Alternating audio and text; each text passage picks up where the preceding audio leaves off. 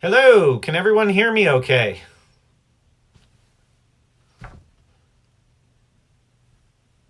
Thumbs up if you can hear me. Thumbs up if you can hear me.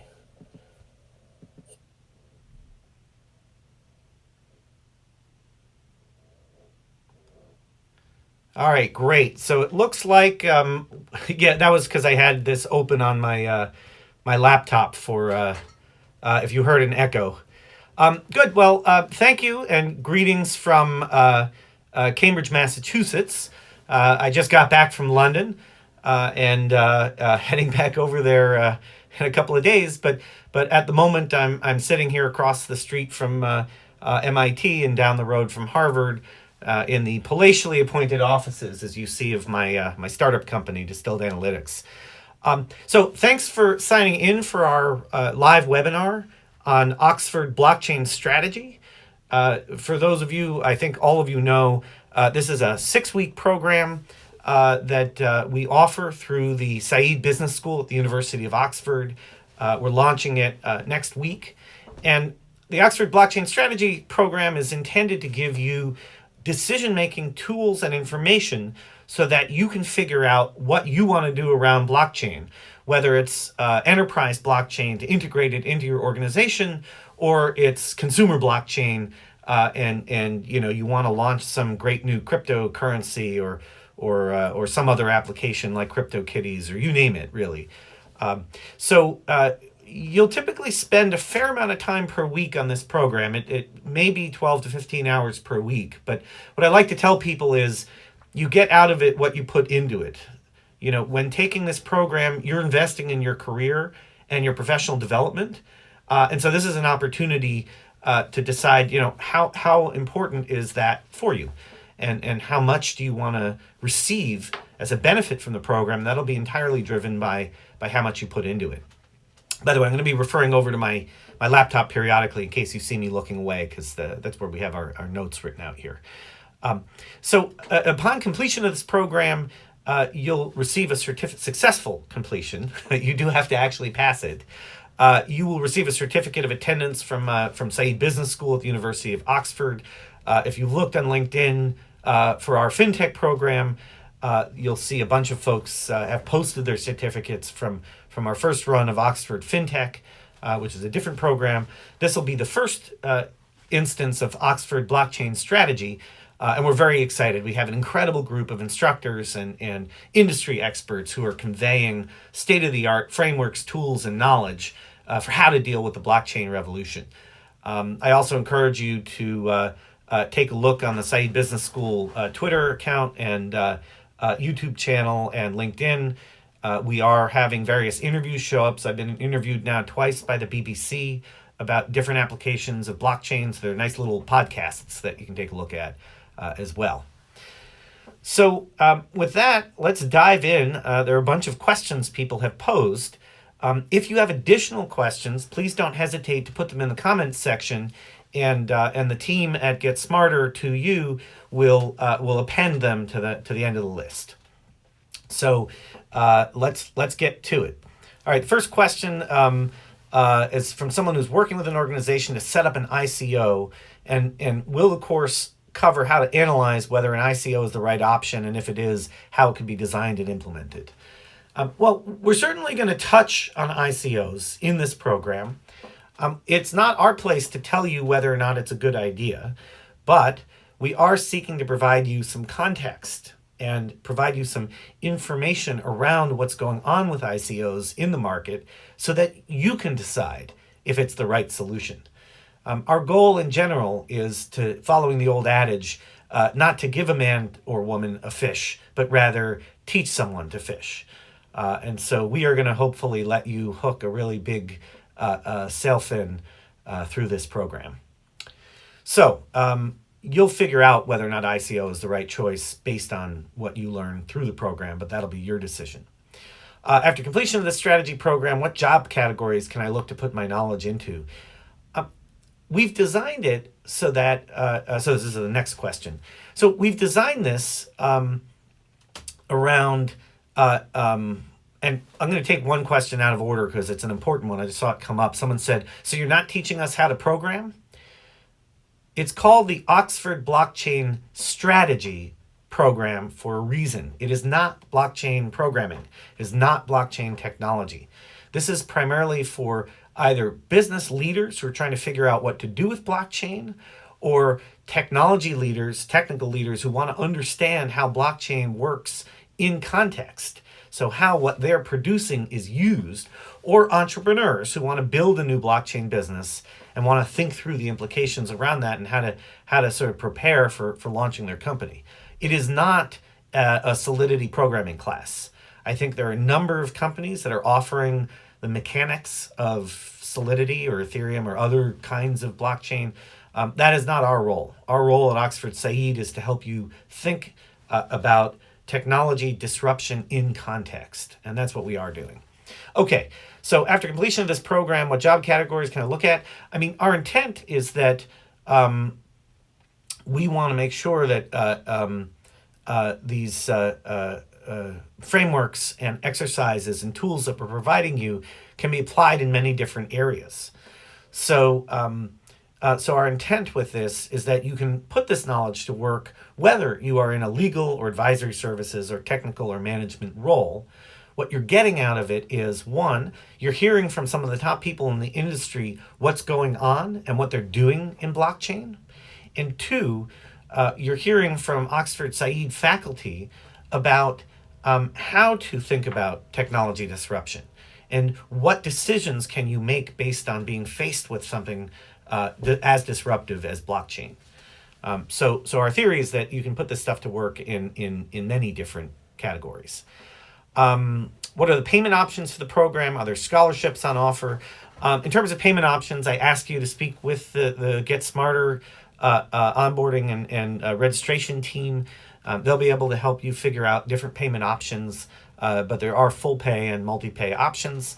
Are there scholarships on offer?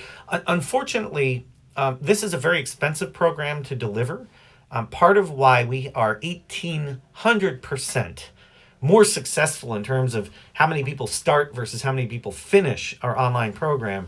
Part of why is because we spend a lot of money on having an entire team focused on your success. So we have a group of people working with you, ranging from success managers to tutors to the course instructor, program instructors. And so that's not cheap to put on, which means that we can't just add another person for free. It costs us a lot of money to deliver this program. And so we are not at present in a position to offer scholarships, unfortunately. What books do you recommend reading in preparation for the program? You know, I'll answer that a couple of ways. There are a lot of books that have been written, but not a lot of books that we're very happy with about blockchain and about blockchain strategy. I can recommend, I put together a book called Frontiers of Financial Technology.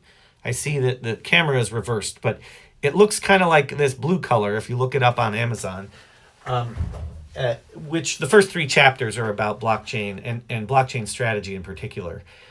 So that's one resource. There are a lot of articles that have been written, and you could look at my LinkedIn profile because I blog pretty frequently. We're going to be migrating that to a microsite shortly, but there may be some things there to look at. And of course, I recommend people look at industry resources like Coindesk.com, which is a great sort of industry digital site that talks about things that are going on. But those are some ways that you can help yourselves prepare. If you really want to go for the gold star on your report card, there's a wonderful strategy book called Outthink the Competition by Kai Krippendorf. And so Outthink the Competition is a strategy framework that we refer to in the program. Let's see, how will graph chain and tag or Tangle change the space in blockchain technologies? Well,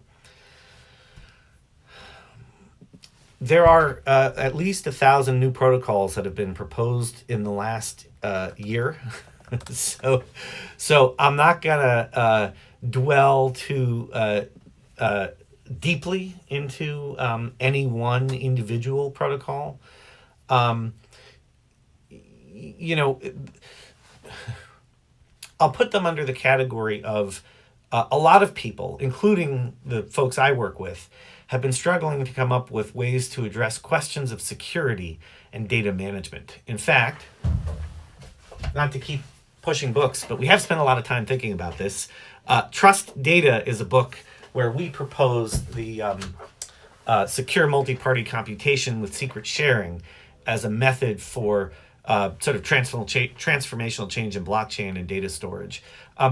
I think I'll lump all those together by saying a lot of folks are thinking about this question of how do we store, secure, and govern data on the blockchain, particularly when we get into sensitive personal data. So I just testified yesterday to the European Parliament on their new proposed blockchain legislation.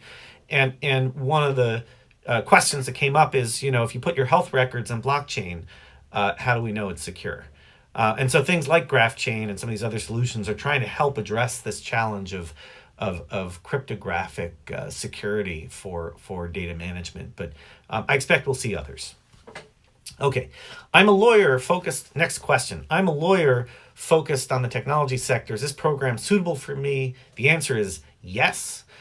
Will the topic of smart contracts be addressed under a legal perspective? We will touch on that. Smart contracts are a bit of a misnomer. Because I know what you think they mean and it's not what you think they mean. Sorry, let me just put that back there. So smart contracts refer to effectively a form of distributed application, right? So this is something that will automatically execute in a networked fashion. It is not a legally binding contract between two or more parties. You could create a smart contract that is a legally binding contract in certain domiciles. We will briefly touch on this subject, but this is not a class about law. So I want to make sure that I'm very clear about this. We do touch on policy. We talk about policy a lot. We talk about policy, in fact, in that Frontiers of Financial Technology book. We have a 60-page chapter on policy, how it relates to blockchain. But smart contracts are not, in fact, contracts. That's an important distinction. But just learning that is a great example of one of the things that you'll learn in the program. Okay, how are blockchain cryptocurrencies secured from being hacked? I'm moving on to the next question. So the answer is some of them are and some of them aren't. Blockchain is a technology. Cryptocurrencies are an expression of technology. So there's nothing intrinsically built, to them that prevents them from being hacked. If you take off-the-shelf Ethereum and then you try to make a cryptocurrency with it, you need to put in place proper security.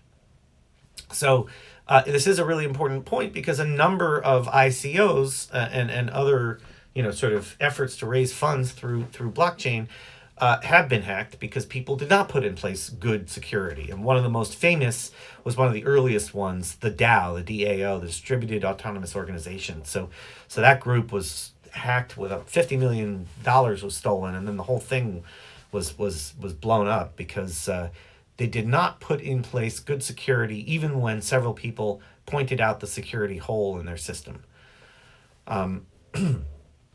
How can I build a career using blockchain? I think what you mean by this question is how do I build a career in blockchain?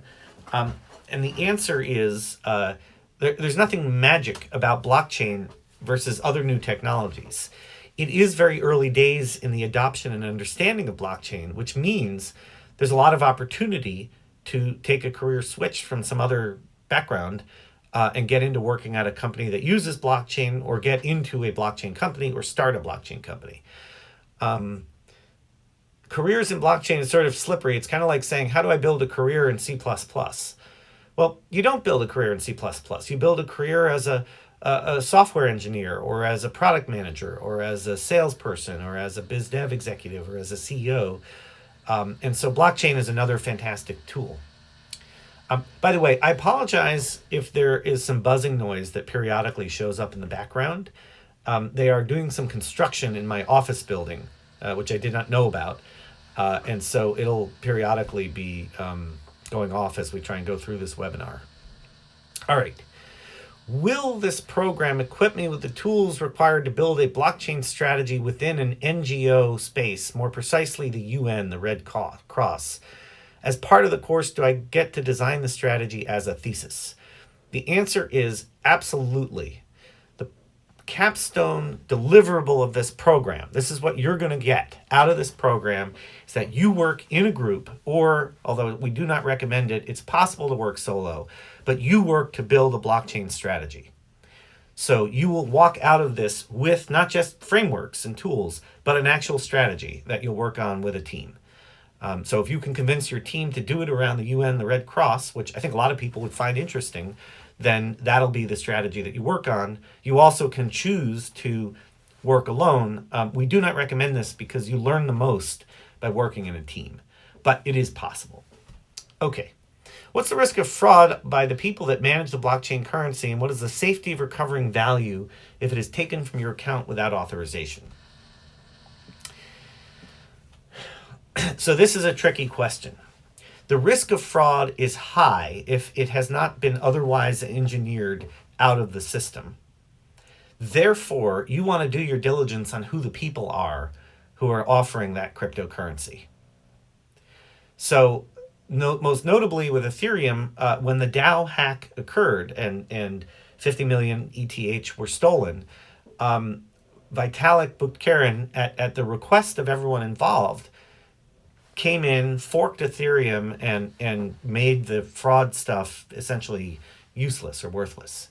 He did that in the very best interests of the community and everyone involved, but that meant one person had control over the system. It's harder to do that with Bitcoin, which is why there are now two flavors of Bitcoin. There's Bitcoin and Bitcoin Cash. And so, you just, if you are technical, you need to look at not just the white paper, but the code to make sure that there are no backdoors that someone can take control. If you're not technical, you have to go on trust in terms of the pedigree of both the individuals and the advisors. I've written an article in Forbes about ICOs, which you can look up. If you look up, Google my name in Forbes and ICO, I think we called it, Gold Rush or Fool's Gold, something like that. But my summary is, at least on this point, you need to make sure that the people who are doing the ICO are credible. And that's just about your only protection from fraud. Will you grade the knowledge of the participants and share the reports by their participation in the program, assignments, and quiz results, if anything? You will be graded. You will receive the grade. That's not going to be shared with other people. And you'll get benchmarked, so you sort of have a sense of how you're doing relative to others.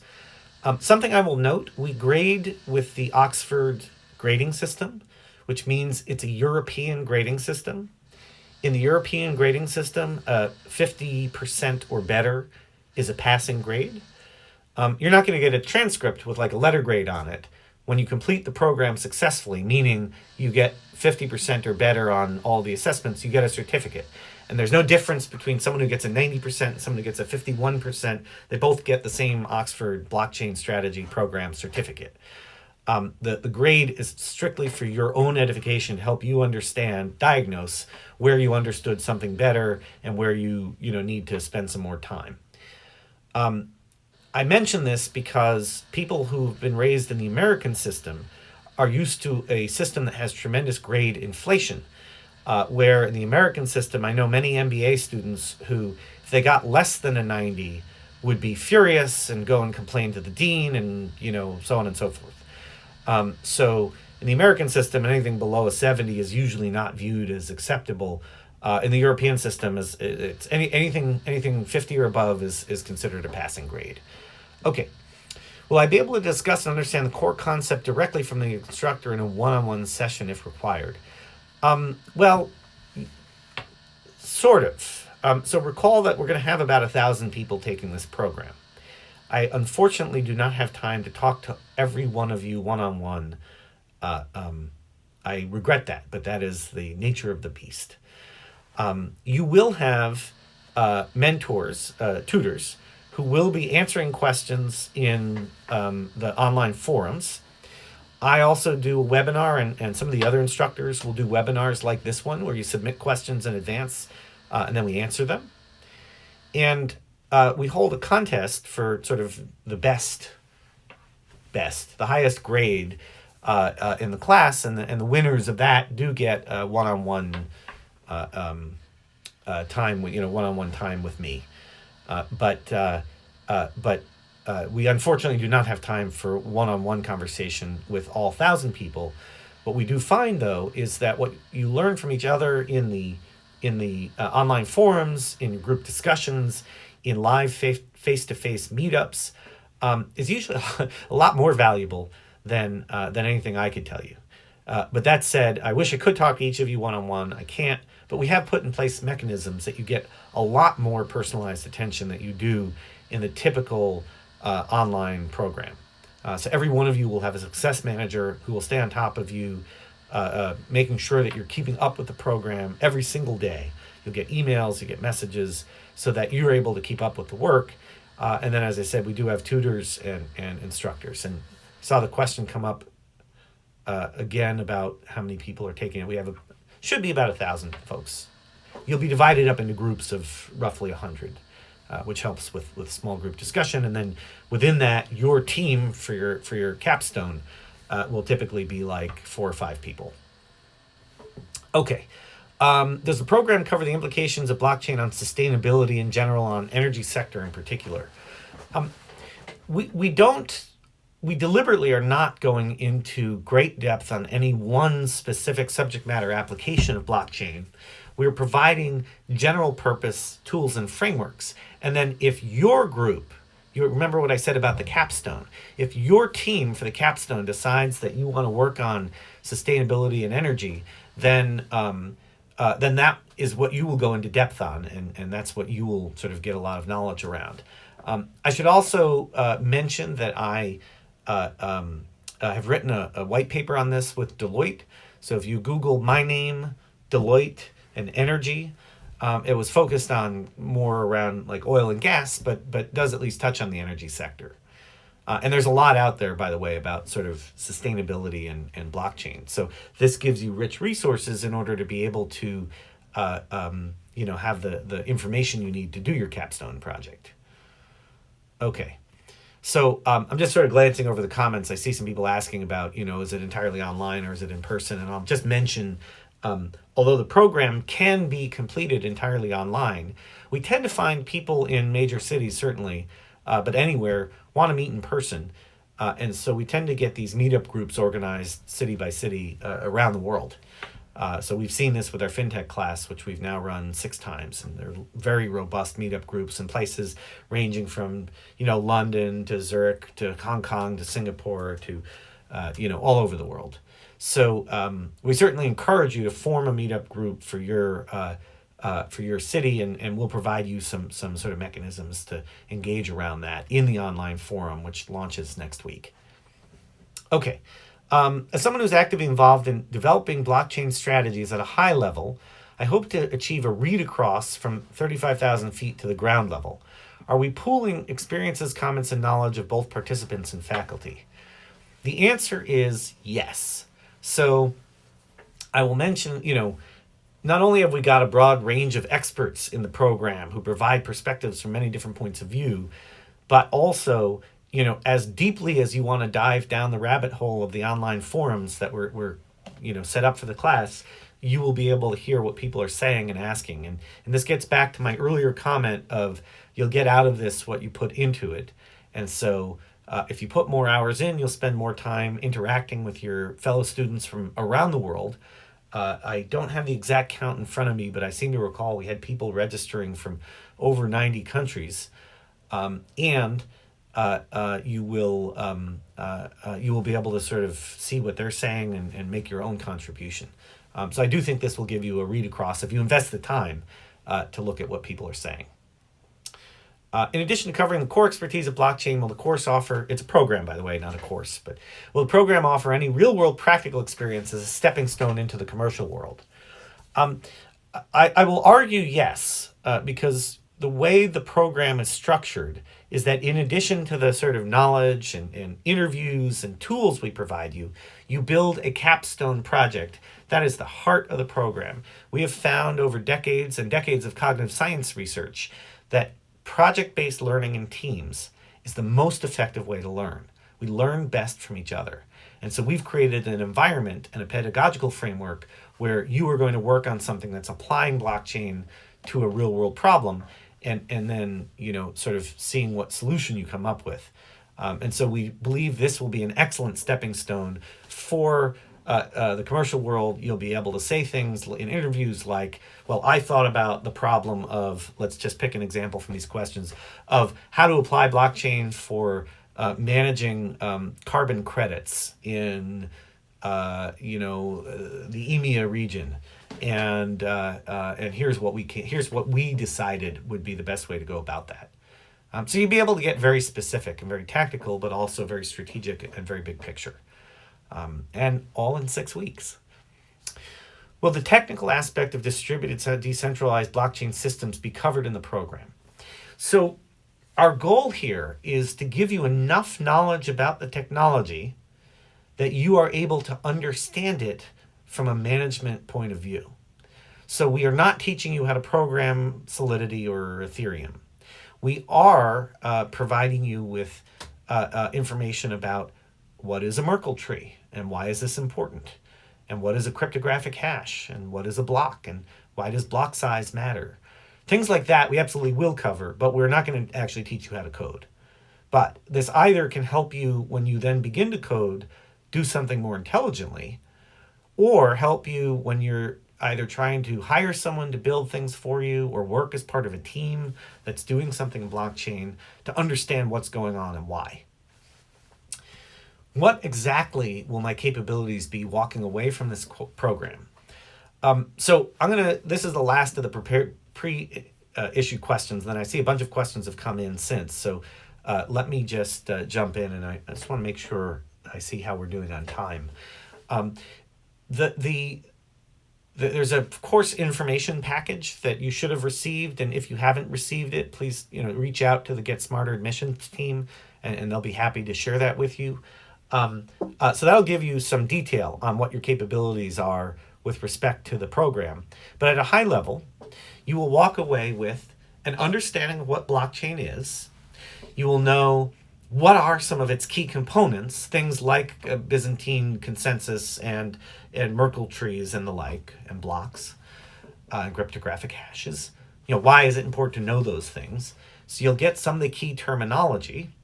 You'll also hear about how people are applying blockchain, different worked examples of a variety of folks, entrepreneurs, executives, others, investors, who are helping shape the blockchain ecosystem globally. And then you'll get strategy frameworks for how to deal with disruptive innovation like blockchain, and what you should do. So you'll not only understand a framework of how to approach dealing with blockchain in a particular application area, but also then you'll build something that you will be able to use as you leave the program. A strategy document that says, here's how we're gonna approach things. So just checking the time, it looks like we're about halfway through roughly. So I will now turn to the new questions that have come in since we started. Will the university claim any... Oh, but by the way, I just want to emphasize again, if you haven't gotten the course info pack, please either download it or ask someone from the Get Smarter admissions team to help you with that. Will the university claim any IP rights on the strategy we develop? The answer is no. Your strategy is your strategy. I will mention that if you have something that you view as confidential, don't share it with us. We're not going to publish your stuff, but your comments on the online forums will be shared with the other students, because you'll all look at each other's comments in the forums.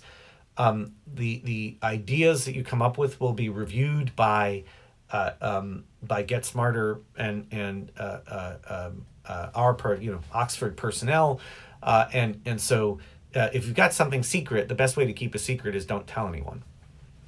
But are we going to claim any IP rights? No, we are not. And we're not going to publish your report to the broader general public without your permission, of course. After this program completes, am I going to be able to change my company's strategy based on blockchain technology, or will I have to go deeply through another course? Our hope is that at the end of these 6 weeks, you will be able to shift your company's strategy around blockchain.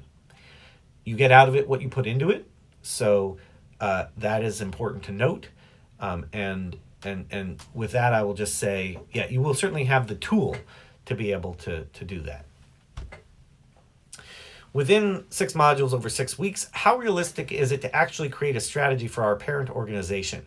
What kinds of inputs may be required from organization resources? Well, 6 modules over 6 weeks times 15 hours a week is a lot of hours going against strategy. And as I sit here about to offer you, 90 hours of instruction on blockchain strategy, I will tell you what a mentor of mine told me. So Mark Lowenthal was the CEO of Revlon Europe, and he was the president of Almay, who grew it from 10 million to 100 million of revenue, and has been a very successful consumer products executive. And Mark used to tell me, I spend 5 minutes a year on strategy, and the rest of the time I focus on execution. I'm not saying that's what I personally do, but the ratio is one that's good to keep in mind. That I think 90 hours of both strategy frameworks and then developing a capstone project and shaping it in a particular direction is ample time for you to have something that you could walk around your organization. I will say, of course, that when you do that, then you'll get feedback from the organization, and that'll get you to refine your strategy, but you'll have something that you can take forward for sure. And if you wanted to impact your organization more robustly, you should get colleagues from your organization to join you and form a team of people from your own company. And that way everyone will get the benefit. So oddly, questions are getting added in the wrong place in the Google document. They're getting stuck in above rather than below where I'm reading through it. So I'm going to try and go back because something was added about confidentiality. Okay, about confidentiality, I will be under an NDA to conduct the capstone project, which means working in a group will be a constraint, as I will not be able to bring in other colleagues to be covered. I will reiterate what I said before. If you've got something confidential, don't tell us. We're not going to tell other people, but we can't be responsible for if you talk to a member of your team and tell them something that's confidential. You can, however, decide to work alone if you feel you don't want to share what you're doing with your team. We don't recommend it because it'll be a lot of work for one person, but it is possible to work alone. It is also possible for you to be taking the program, and work with colleagues from the office on shaping your project. All right. Hope the assignments are not big.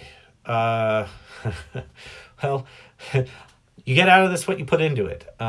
There's a minimum level of work that you could put into this program and skate by. And that would be having the assignments be not as big.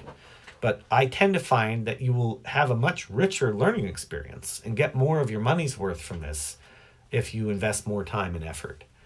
So that's the best way I can answer that question. Okay. Do we get any recommendations on the execution part of the strategy we want to develop? Well, we don't tell you what to do. We do give you frameworks and tools, but we do not tell you what you should do. We give you the tools so you can decide what you should do. Do we have to attend live sessions or lectures, or can we study them, have them recorded and study them anytime? So the way we work is that all the programmatic content is pre-recorded. Your team will undoubtedly need to connect with each other on, some video chat like Skype or something, or have a WhatsApp group, etc. You will need to connect with each other, but that's scheduled at your own convenience for your team. It's not sort of with 1,000 people's schedules coordinated. It's with 3 people's schedules coordinated. And then in prior programs, by the way, some people have gotten a lot of benefit out of doing a live phone call every time. We recommend that you do live video as much as possible for talking to your team. But other people have been successful using WhatsApp or a similar sort of messaging app like Slack. And other people have been very successful just co-editing a Google Doc because their schedules couldn't match up, so they only did a few phone calls. We're not going to dictate to you how you collaborate at a distance. We're just going to recommend, based on our prior experience, what we think is the most successful. But it's up to you to decide. As for the live webinar sessions, they are recorded and you can play them back. So you don't have to attend them. You can just sort of see what the answers were. Can I get some insights or use cases on how to use blockchain for higher ed? You will definitely get insights. I'm not sure if we've offered a use case specifically in this program, but I'm just trying to remember. But definitely there's a lot that's been written about it. And so with the tools that we will give you, you'll be able to figure something out. And there are a number of use cases, particularly around credentialing and things. Can you advise on how blockchain can help overcome institutional lock-in to solve problems with property rights in Russia? Blockchain is a technology. It can be used by people who are willing to use it to deal with issues like property rights and governance and shared decision-making and decentralization of organizational structure. You could use it for that. But there's no way to force people to use a new technology. So, what you're describing is the culture problem. And so if you look at the video that I did at the World Economic Forum that's up on CNBC about blockchain adoption, what I say is that one of the biggest challenges is culture. So you're going to have to work through cultural challenges. That's not something technology can fix. Something technology can help, but it's not something technology can fix. Will the program cover the impact on government legislation? We will definitely touch on it. It is something that I care a lot about. And as I mentioned earlier, we have a 60-page chapter on policy, regulation, and blockchain in our book, Frontiers of Financial Technology. And I frequently advise government and regulatory bodies like FINRA, and I've just agreed to start advising the UK government and the EU government on sort of blockchain policy. So certainly it's something we touch on, and certainly it's something that we can speak further on as we go through the program. I have deep involvement in music rights administration, digital sales, and keen to understand how to kick off blockchain there from this course. Well, that is absolutely one of the areas in which people are applying blockchain for sort of automated management of intellectual property and automated payments of royalties to artists. So if you decide that's what you want to work on, then your group project can focus on that. And we will give you some tools to think about how do you get a very sort of set in its ways, consolidated, oligopolistic industry like the music industry and the film industry, because they're a big user of music rights, to adopt the blockchain solution. But definitely a cool application of blockchain. If you do not have a specific business project in mind now, will that limit the ability to get value from the exercises? The answer is no. That will not limit you, because you'll be part of a team. And so you can just go along with someone else's idea, and through that, get to see how we apply these different tools and frameworks we're providing you. But we are also providing you general purpose frameworks. And so we have the strategy framework, and we also have a regulatory framework that we've created.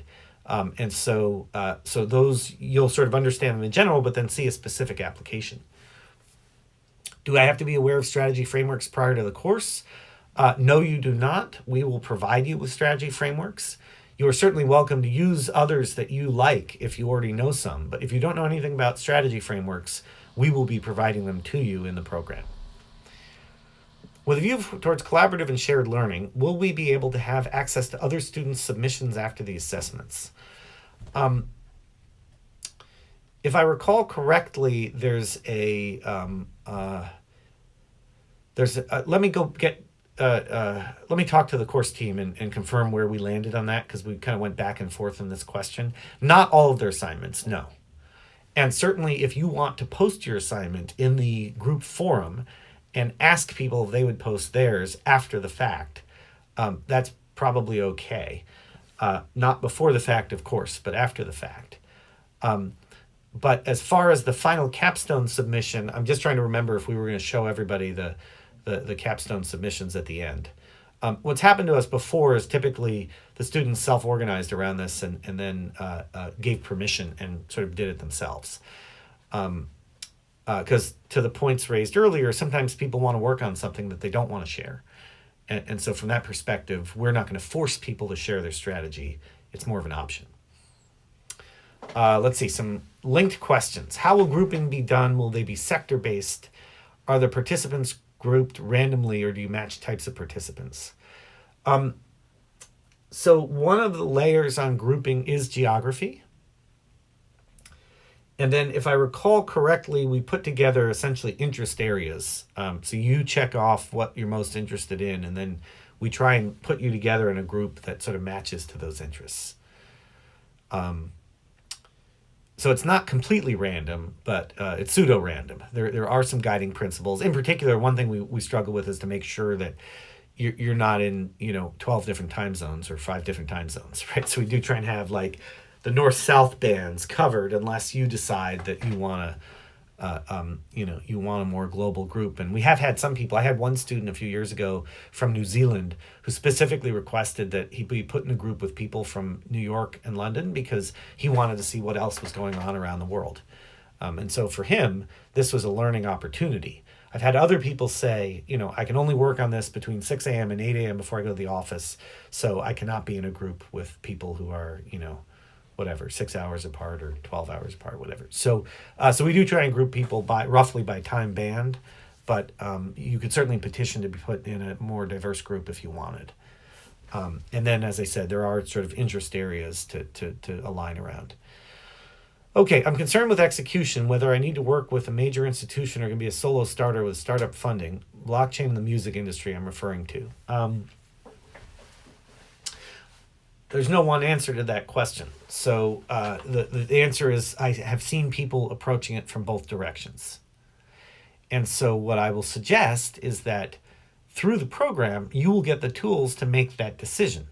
That is one of the gating factors in crafting a strategy is are you working with a major institution or a solo starter with startup funding? Okay, will the course equip me to take a new idea I've developed in the course to actually launching a blockchain business through an ICO? I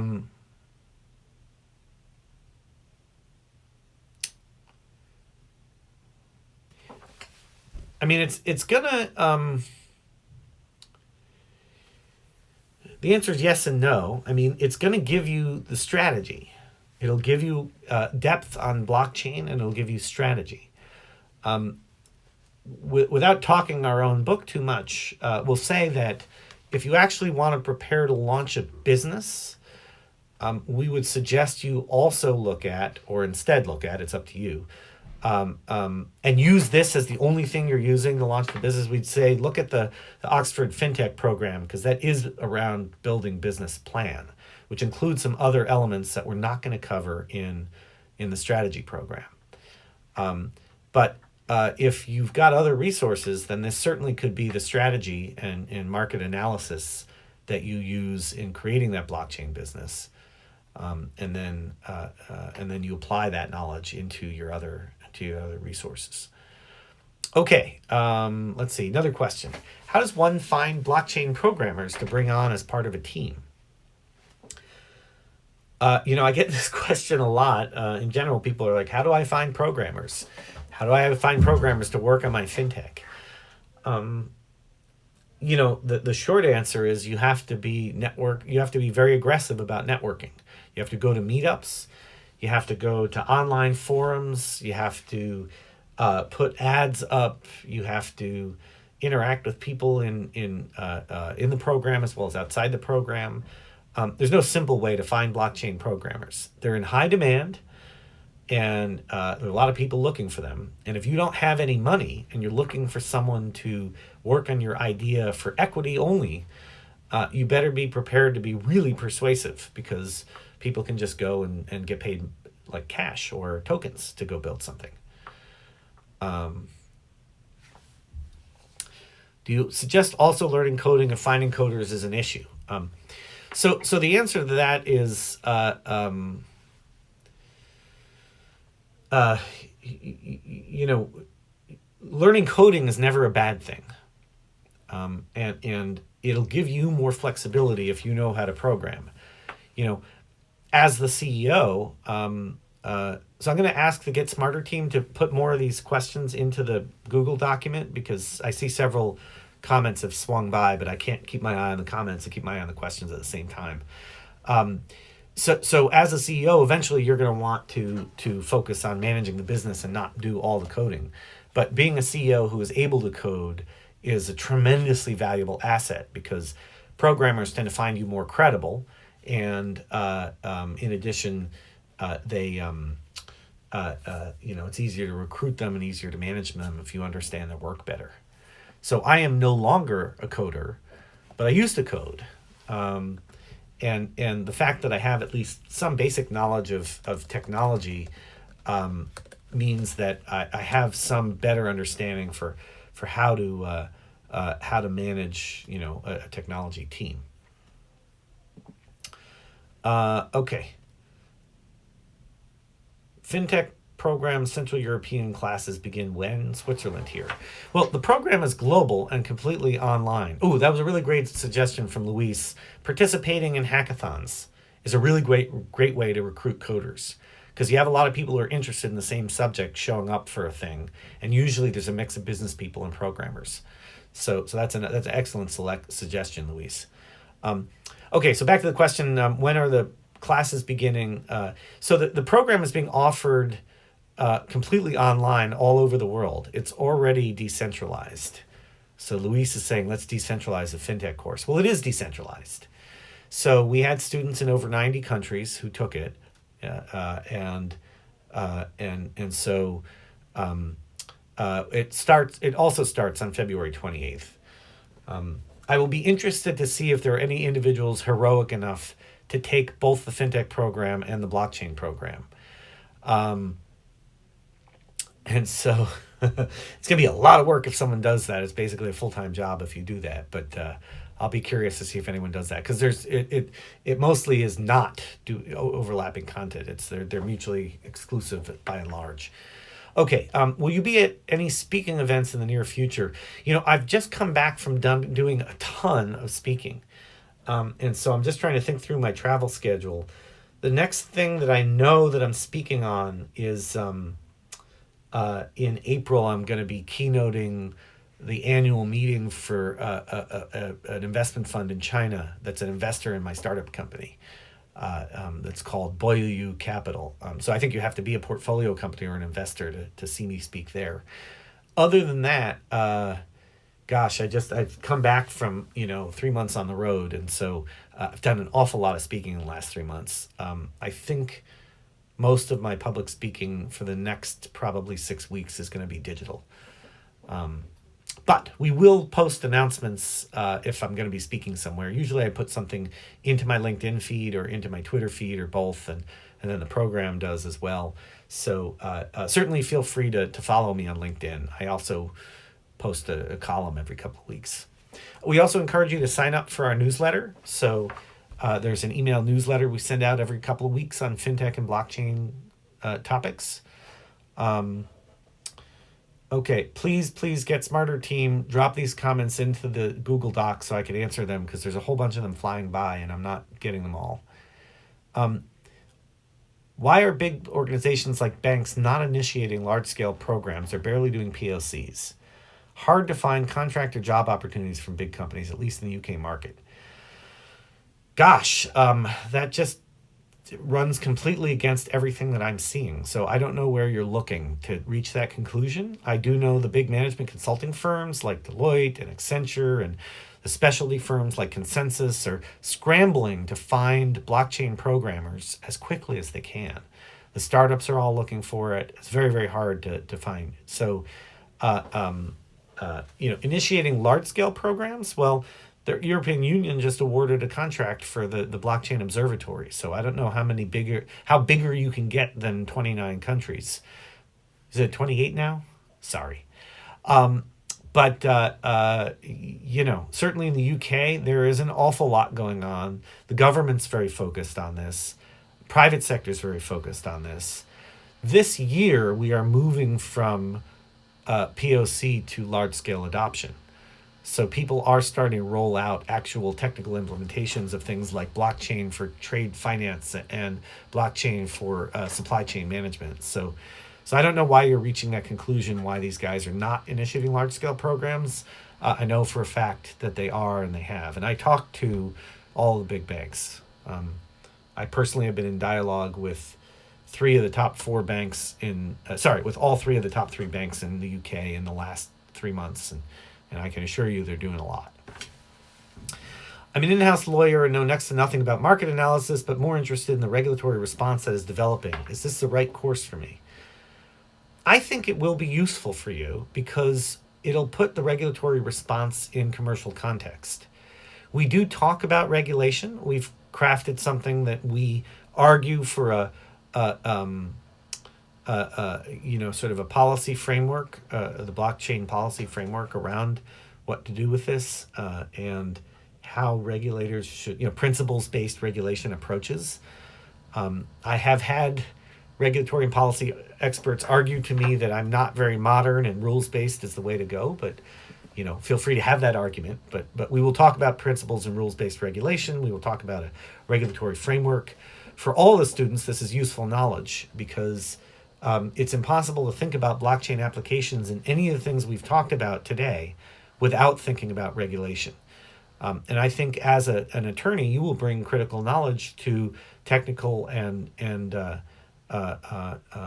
business students in the program, and likewise, you will hear from them what they're dealing with. Okay, so let's see. This is not an advanced program. I'm just going to take something out of order because the comments are not keeping up with the Google Doc I'm referring to. This program is for people of all levels. It's designed so that you can calibrate your learning experience to your level of knowledge. If you have no level of knowledge at all about blockchain or strategy, you can still benefit from this. If you are an experienced strategy consultant who's trying to learn about blockchain, you can benefit from this. If you're someone who has the massive experience of spending 2 years in blockchain, which in the blockchain world is a lot of experience, doing blockchain, you will get a lot out of this. So we've designed it to work for all levels. Okay, would love to join both programs. I'm only able to take the second OBSP, which starts in May. I guess that's Blockchain Strategy Program. Is the second or third FinTech program? Yeah, we're going to be doing FinTech every few months. So if you can't do blockchain until May, you certainly could take FinTech before or after that. My business is mostly with SMBs, small and medium-sized businesses. Will you mostly focus on large issues? Not at all. We are creating a kind of multi-scale program that gives you frameworks you can apply in any context. Where do you think research in blockchain should focus on? That's an interesting question. Because I think there are a lot of things research should focus on. So I'm assuming you mean academic research and not commercial research. But we need better frameworks to deal with. We need better frameworks to deal with cybersecurity. We need better protocols to address capacity and scaling issues, particularly speed. We need to explore the implications of how we integrate blockchain technology into organizations and societies.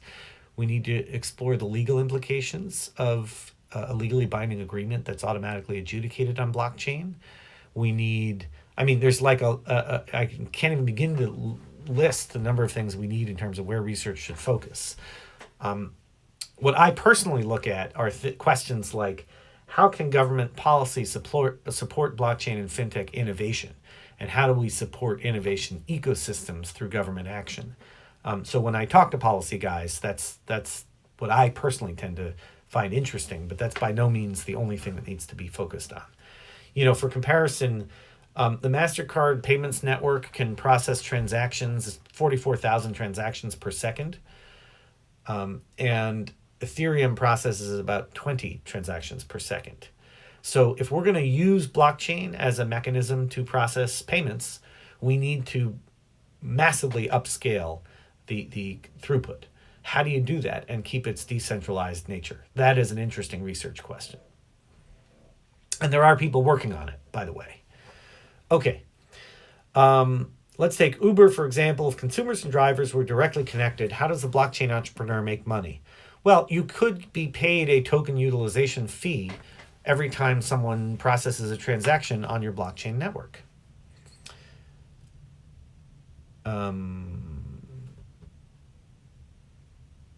Let's see. Is the program too advanced for beginners? Should I look for something more basic? I'm a banker. The answer, I think I just answered this, that no, it's not too advanced. You should feel free to join us. How will blockchain influence the pharma industry? Well, the pharma industry is going to be influenced very slowly by blockchain. That's important to recognize, that pharma is even slower than financial services to adopt new stuff. The World Economic Forum has an excellent stream of research in this area, and they're working on it. I encourage you to look at the weforum.org website, and there's a bunch of stuff about this. But there's potential to cut the cost of drug development by 50% and cut the time to develop a new drug by 50% using a combination of blockchain and what's called adaptive clinical trials. This is not easy because mostly of culture issues. The technology solution is there, and blockchain can do it. Blockchain can also help in things like the supply chain, in the management of patient health information, post-market, all sorts of things. But the most interesting one for me is to sort of accelerate the pace of drug development and lower the costs dramatically. And it would require courage on the part of a big five pharma company. But if they did it, they could really change the game. Probably what's going to happen is there'll be a little startup pharma company that does it and is successful because they do it. All right. DEIP is a decentralized research platform for the most progressive funding mechanism for academic research with economics, incentives for cooperation between scientists. Well, I don't know if I can say it has the most progressive funding mechanism. It sounds like someone's advertising their own protocol. Are we going to cover these new protocols?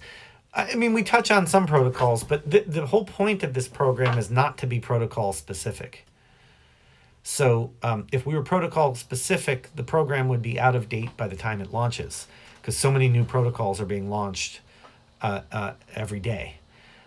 What we do try to do is touch on a handful of interesting protocols and just as worked examples for you, and give you the tools to figure out how to investigate questions like, what is the best decentralized research platform for academics?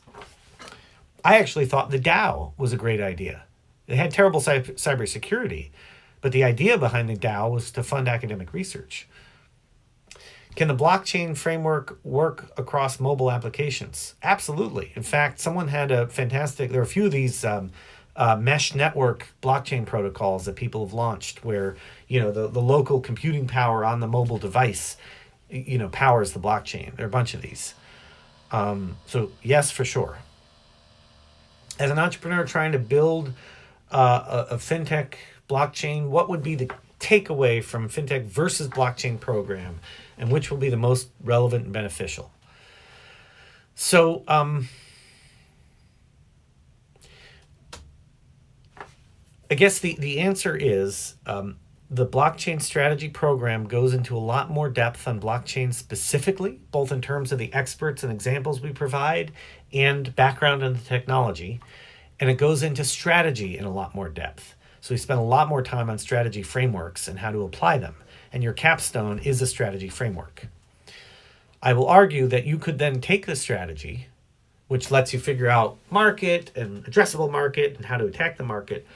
You could take that strategy and bring it to the fintech program. You also can take the fintech program if you don't have a strategy and you build it along with the rest of your business plan around things like a financial model and sales models and sales strategy and competitive dynamics and things like that. The fintech program is broader than just blockchain. It touches on blockchain. It also touches on other areas of fintech besides blockchain, like AI and prediction markets and trading technologies and all sorts of other stuff that has nothing to do with blockchain specifically. So you could take either based on what you're describing. It's hard to say without more specifics and exactly what you feel you need to learn the most around. I will also say the fintech program is 10 weeks. So it is longer, requires a greater investment of effort. The blockchain program is 6 weeks and can be finished more quickly. So I leave that up to you, but hopefully that was helpful. All right, we are pretty much out of time, but I think I answered both of these questions about the difference between blockchain and fintech programs. Look, I'm really delighted that you all have joined us for this webinar. I thank you for your time. I noted about 50 of you came sort of after the first 15 or 20 minutes. So I'm not sure if this live stream has been recorded. I think it has, but feel free to go back if it has and take a look at the beginning part, because there were some questions I answered that I think you'll find relevant and interesting. And I hope you take Oxford Blockchain Strategy. We've put a lot of time into making what we think is an outstanding program, and we'd like to share it with you. So please join us, perhaps even as early as next week when we launch the first intake. Okay, so I'm Dave Shrier. I thank you for the time. Please do sign up for our newsletter. You'll have an opportunity to hear, every other week reflections from me on current topics in fintech and blockchain. And I look forward to seeing you online.